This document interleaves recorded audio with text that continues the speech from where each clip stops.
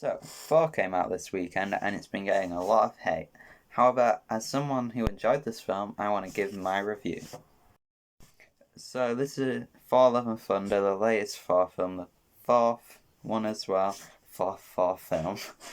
And in this film, there's this new villain called Gorr, who's played by Bale, and is going around killing gods, and it's Thor, played by Chris Hemsworth's job to stop him, and there's a new Thor as well. He's Jane Foster, who is played by Natalie Portman, and she comes back, and she's now Thor as well. So that's a really brief synopsis of it. Well, just saying that then, this is quite a strange film.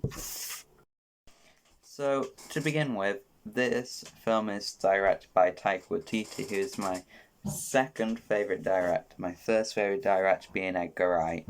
And if you don't like his style of filmmaking, you are not going to enjoy this film.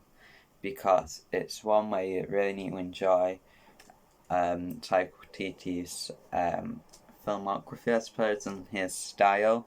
Key on being Thor Ragnarok. If you like the direction I took Thor in that film, you'll like this film. If you didn't like that direction, you won't like this film.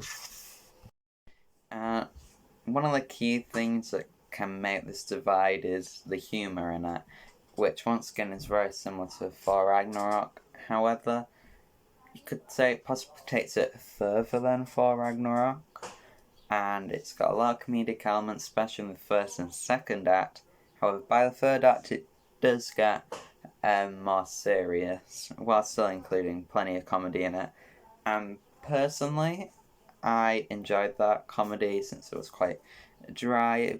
It was silly as well, and so I can understand some people might not like it, and that's completely fine.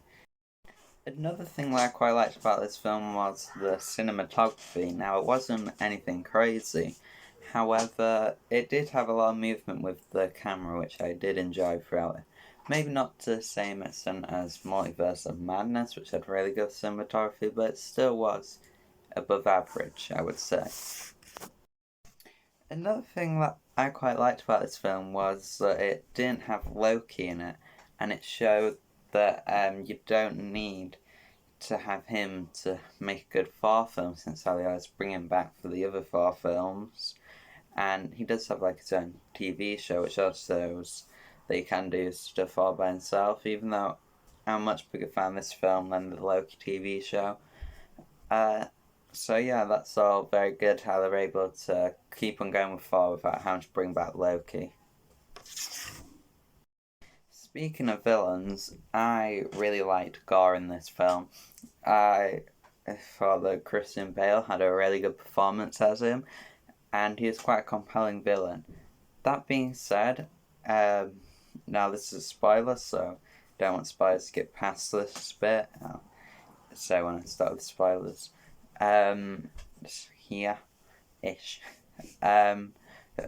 So they did skip a bit over its backstory. I'd love to have had that last a bit longer, because I thought it was really interesting, had a really good character, but it was just a bit too short, and I'd love to have more of that so you could more clearly understand his motive, since it was an interesting motive.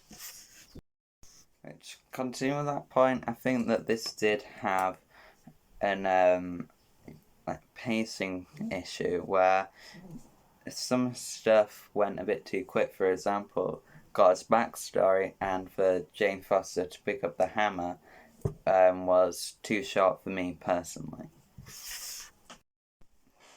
There was also the Guardians of the Galaxy in this film, which they were really great. We saw them in the trailer, and yeah, they were really well together. We know that from Infinity War and Endgame. And that's another thing that I would like to see more. I think the first act did move too quickly, and I would love to have had a longer runtime for this film to more flesh out different parts of it. And maybe if it did have a longer runtime, that would have balanced out the humour a bit more for more people. Well, let's talk about the characters. Let's talk about Jane Foster.